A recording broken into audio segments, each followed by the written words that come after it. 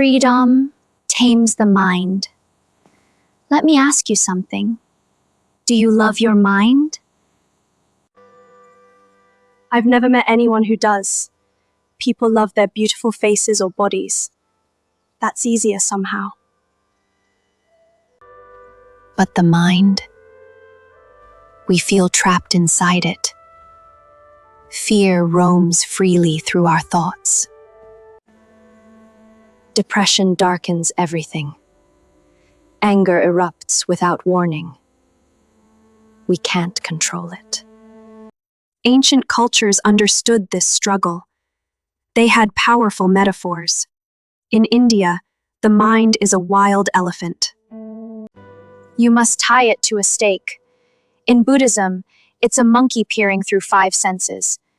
Impulsive, fickle, unpredictable. But metaphors won't save you. You need actual peace. The secret is simple. Free your mind. When the mind is free, it settles down. It becomes a channel for peace. This sounds wrong, doesn't it? How can freedom tame wildness? Yet this is the truth. The mind runs wild because we confine it. Deep down, there's complete order. Thoughts flow in harmony with what's right. So how do you free your mind? Understand how it got trapped. The poet William Blake saw this clearly. He wrote about London's streets. In every cry of every man, the mind-forged manacles I hear. We forge our own chains. Ancient sages had a word for this. Samskara. It means to flow together.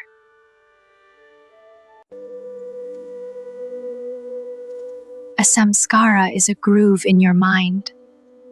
Thoughts flow in the same direction. These are imprints with their own life. They force you to react identically, over and over, the same limited response. You lose free choice. Most people build their identity on samskaras. They don't even know it. Consider someone with rage attacks. Anger controls them like an outside force. First come physical symptoms, chest compression, headaches, rapid heartbeat. Then the impulse rises. Anger builds like water behind a dike. The body wants relief. The mind wants release. Next, they look for an excuse. A small infraction triggers everything. A child's mistake. A slow waiter. Any tiny thing. Finally, the eruption happens. Only afterward comes the remorse. Shame and guilt arrive. Promises to never explode again. But choice is hard to reclaim. The pressure demands release. Often there's collusion. A tacit agreement to let rage win. At some point, they chose anger as their coping mechanism. They saw it work in their family. Power meant intimidation. They couldn't express themselves with words. Anger became their substitute. Once in the habit, they stopped seeking other options. The rage they struggle against is bound by need and desire.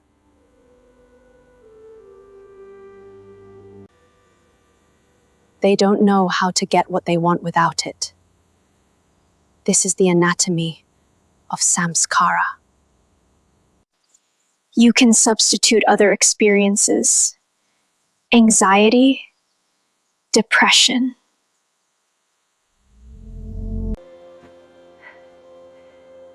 Sexual addiction, substance abuse, obsessive compulsion. All of them rob people of free choice. They're trapped by toxic memories. People adapt by adding layers. The bottom layers come from childhood. They keep sending the same messages. Adults feel like frightened children. The past hasn't been worked through. Samskaras rule through outworn experiences. Stored memories are like programmed microchips. They send the same message repeatedly. When you have a fixed reaction, the message is already sent. Trying to change the message does no good. Yet this is how most people try. They get a message they hate. Their reaction is one of three things: manipulation, control, or denial. All three behaviors come after the fact. They treat disorder as the cause. But disorder is just a symptom. These supposed solutions create negative effects. Manipulation means getting what you want by harming others' desires. Manipulators use charm, persuasion, coaxing, trickery, and misdirection. Their underlying idea: I must fool people to get what I want. Caught up in their ploys, they think they're doing victims a favor. Who wouldn't help someone so entertaining, right? You're falling into this when you ignore what others want, when you pretend your desires cost nobody else anything. External signs appear: tension, strain, complaints, and conflict. Some use passive manipulation. They create poor me scenarios. Or they lay subtle guilt trips, making others feel wrong for wanting things. Manipulation ends when you stop treating your desires as all important. Then you reconnect with others. You trust their desires might align with yours. Without manipulation, people feel their wants matter. They trust you are on their side. They don't see you as a performer or salesperson. Nobody feels fooled. Control means imposing your perspective and agenda on the world. Controllers use force, insistence, intimidation, argument, and righteousness. Their underlying idea: I have to make people do what I say. Controllers rely on rigid ideas about right and wrong. They're inflexible about how things should be, closed-minded about changing course. Controllers often display authoritarian traits. They need to be in charge.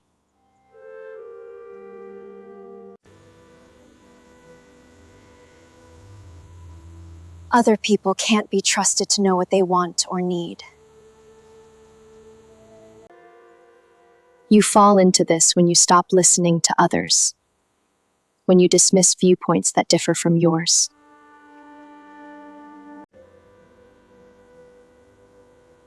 When you insist your way is the only right way.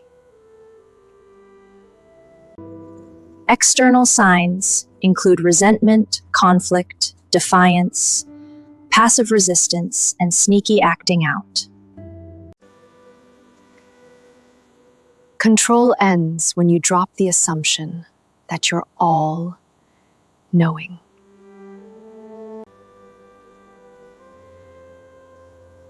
When you accept that other people's desires and viewpoints are valid too.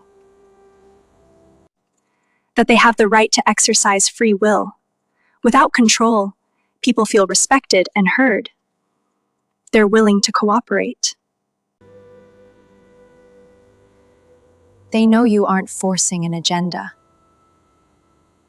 They don't fear or resent you.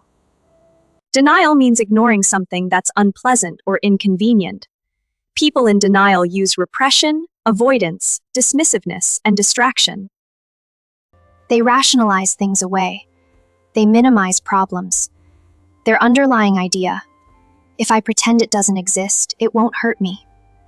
Denial manifests as blindness to others' criticism or feedback, an inability to examine your own motives, compartmentalizing your life. sweeping things under the rug, indulging in obsessive fantasies or distracting pleasures.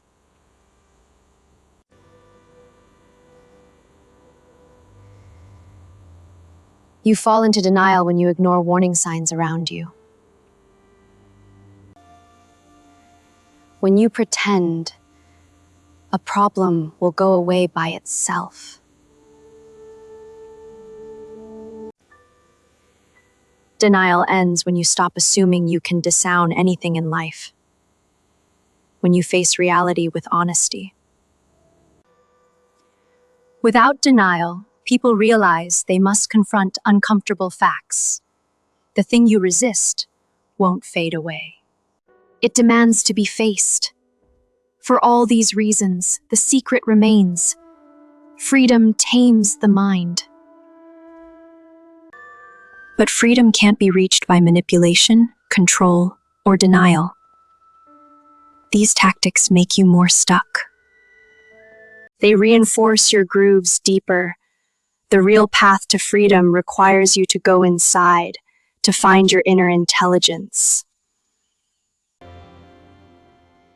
To expand your awareness, there are 5 stages to breaking free from old conditioning. First, responsibility. The opposite of victimhood. Being a victim means you're at the mercy of outside forces. You've relinquished power to someone or something beyond your control. Responsibility means you're in charge of your own situation.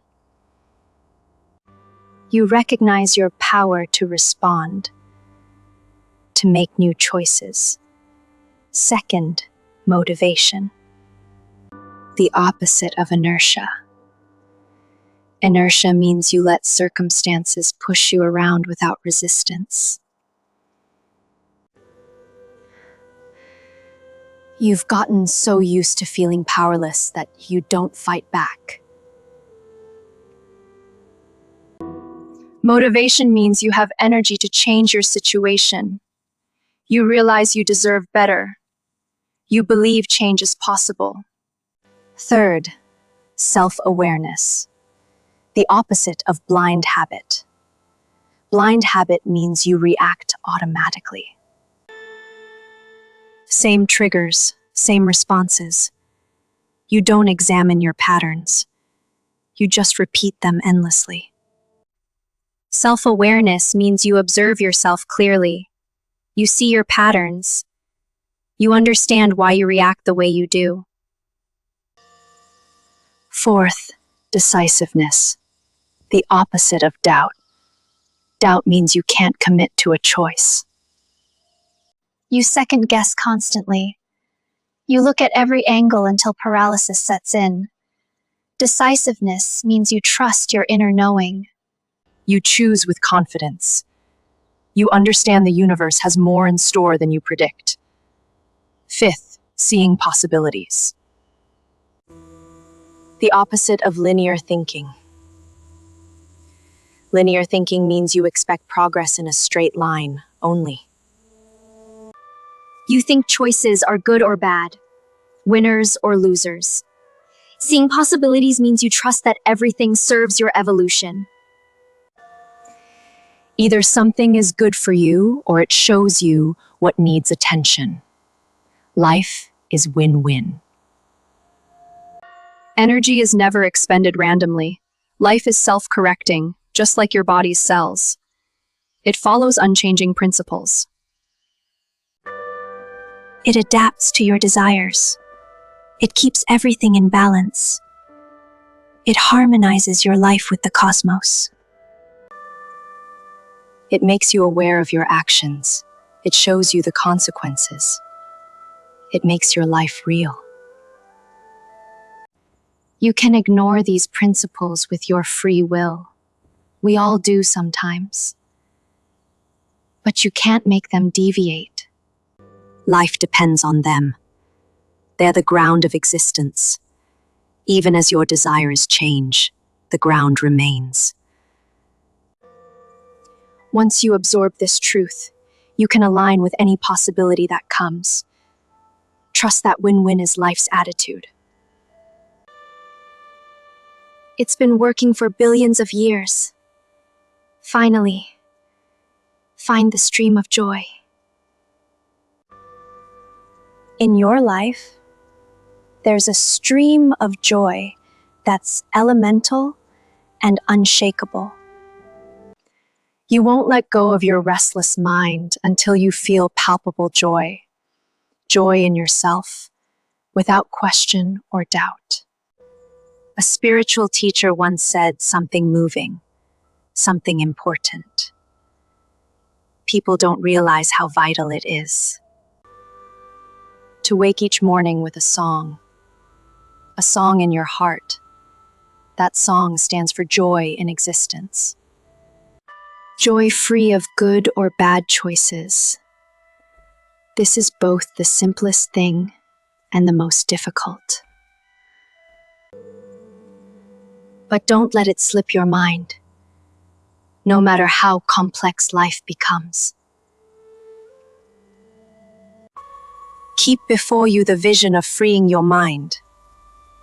When you succeed, you'll be greeted by a stream of joy.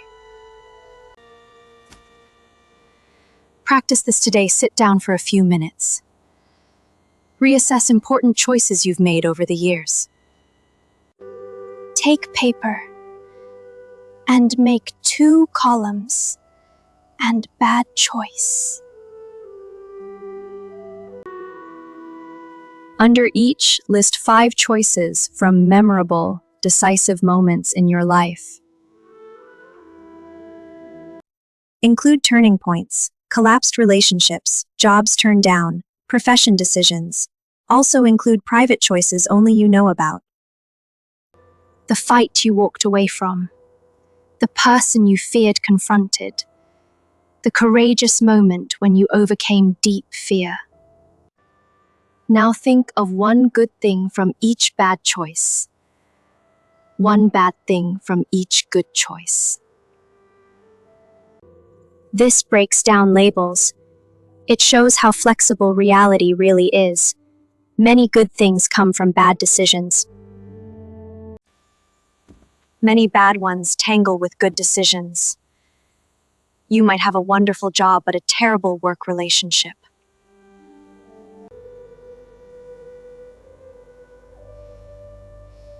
You might love being a mother but miss personal freedom. You might be happily single but miss the growth from deep marriage. No single decision led in a straight line to where you are now. You peeked down roads and took steps before turning back. You followed roads that dead-ended or got lost at intersections. All roads connect to all other roads eventually. Break out of the mindset that choices set your destiny unswerving. Your life is the product of your awareness. Every choice follows from that. Every step of growth does too. Freedom tames the mind. This is the secret. Free your mind, and you free yourself.